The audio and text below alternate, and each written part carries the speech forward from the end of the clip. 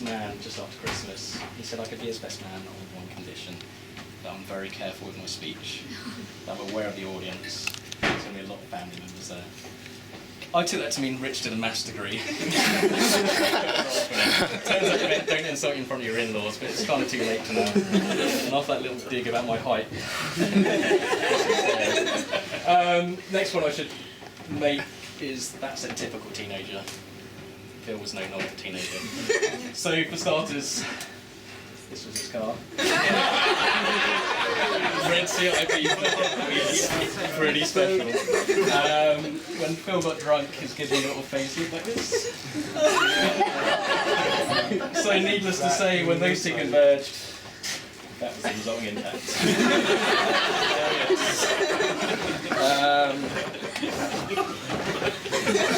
So, what I want to do now, before I go any further, I just want to play a little game. Got a very mixed age crowd here, so something universal. Going to get to spot the difference. So I'm going to show you 4 photos, and I just want you to shout out what the difference is. So, there's 1, 2, 3, and 4. These are actually every 5 years that I've known Phil. So, ignoring the technology of cameras, because obviously 1998, that was about half a megapixel. Can you tell me the difference? So I'm seeing blank faces, I'll put you out of your misery. What is the difference? Absolutely nothing. Seriously, nothing has changed about it. He still wears a collar every single time. His haircut, he chose in 1996, his haircut would be the forward square. Every single time. It's amazing. So, Phil's job is to analyse trends for a living. Evidently, the trend of fashion is evaded him. But, well, that is until today. I woke up, walked up this morning. Steve, what do you think of the side parting? I got a whole speech on him having the same quip. They say marriage doesn't change a man. I didn't realise that. Anyhow, Phil is a creature of habit. He does not like change. I've known Middle Eastern dictators more open to change than him. Too soon. Alright, okay, something less topical.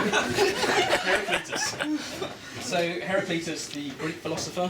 That's right. Venn diagrams in Greek philosophy in one speech. This is a highbrow affair. Anyhow, he said that the only thing in life that is constant is change. He'd never met Phil. And so, I got to learn a lot more about Phil's little intricacies when we moved in together. So myself, Phil and our good friend John, we moved into a house share in Guildford in 2005, and there's a lot of things I discovered about Phil, which I think Sarah's probably already learned now. But, so Sundays was 1980s Detective Day without Phil, Columbo, Quincy diagnosed with murder every single day. We even watched Columbo this morning, that's how bad it was a joke. It was the guy with the Chinese guy was in it, he'd seen it about 7 times before. Never was there a music day after 1989, unless it says Club 7, that's the only music he liked. And Saturday mornings was Sainsbury's Saturday without Phil. He got so excited about this. So on a Friday night he wouldn't go out anymore because he's like, Sainsbury's Saturday! One time his car broke down and he couldn't get to Sainsbury's, so he refused to buy food for a week. Another routine that we love about Phil. Oh, sorry, that's a different slide. You're obviously missing a slide. Okay, not to worry. So not much has changed about Phil, apart from people's perception of him. So he's got this uncanny resemblance of many famous people. Really? There you go in there, yeah. So actually, when we're about 16, 17, it actually started out really well. So there's Philly. I don't know if many people see this now, but Keanu Reeves. He got that. He got that a lot. Just to continue, this is for Rich. I've got a little graph. I love this stuff. So there we go, attractiveness versus time. Look at that, you're in a good spot. A couple of years later, it changed a little bit. I think you'll all see this resemblance, but there's Philly, looking pretty happy. Gary Lineker.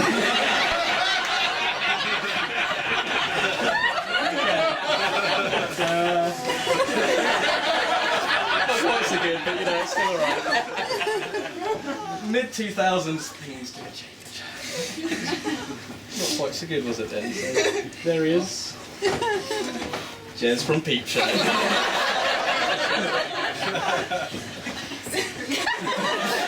And so, my all-time favourite, next.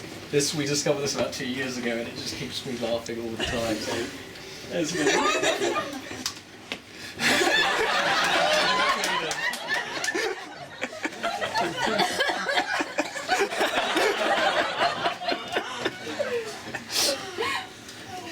So,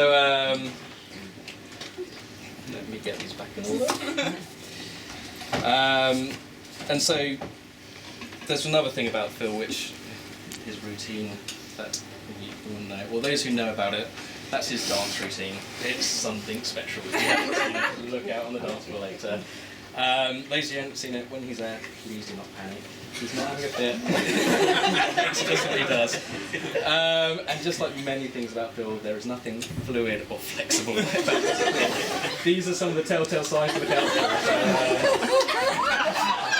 Arms always at right angles, and it's just kind of like thrusting forward like this. I've known him to smash people's drinks, trip downstairs, and even at uni punch someone in the face, not meaning to, just because he is so awkward. New dance craze hits, man. Exactly. But I guess you wonder, why am I telling you all these things? And it's for you, Sarah. This is your warning. What I want you to know is... Oh no! I really meant to ring you, but I didn't have your number, so... a bit late. Basically, personality-wise, you're not changing that, man. So, throw out your dancing shoes, free up your Saturday mornings for food shopping, and say goodbye to popular culture of the last 20 years. Look-wise, that trend is not looking good. Well, I don't think it matters, to be honest. I can see how happy the two of you are. It's beautiful. Love is blind. We say love is blind, marriage is going to be an eye-opener. But marriage is not just a word, it's so much more than that. It's a sentence, a life sentence, Sarah, that you're going to have to spend with Phil for the rest of your life now. But you're a great girl, and you deserve a great guy. Sadly, I didn't realise that when you met Phil, so you're stuck with him. Sorry, Phil. It's my role to insult you today. You're my best friend, and we've had some incredible times together. Living together in Guildford was obviously a great highlight. Many trips overseas that we've had. We came over to Australia and New York, and I think that probably the best is our road trip down the west coast of America to Vegas. Even though you did the short joke, there's some stories I'm not going to share tonight about that. Because there's a random thing where Phil came up with the name of us of 787, and it kind of stuck ever since for our group. My everlasting memory is that every day of that holiday, insisting we listen to Journey, Don't Stop Believing before we start the car. It was awful. It's a classic. It is a classic. But maybe routine and reliability isn't so bad. I think you're going to make a great husband, great father, and you've made a great friend as a result. Got a great sense of humour, intelligent guy. Sorry, Phil, I can't read your writing. What's the last bit saying?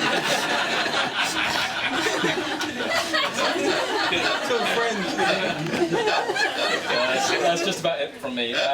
So really, I want to wish the two of you the very best for the future. Though I'm not the only one that wants to wish you the best of luck. So there's actually a lot of people in the room who put a lot of effort into today. So with you might have sensed the stress with the speakers and the projector. We basically, a lot of people in the room have sent some short video clips in to wish you well, give you some marital advice, or just insult you, Phil. And so what we'll do is, if people go and grab their desserts in a second, I think you can help yourself somewhere. Once everyone comes back with their food, we'll then pop this on. So for the moment, if I can ask everyone to raise their glass for the happy couple to Phil and Sarah. Phil and Sarah. Woo! Thanks.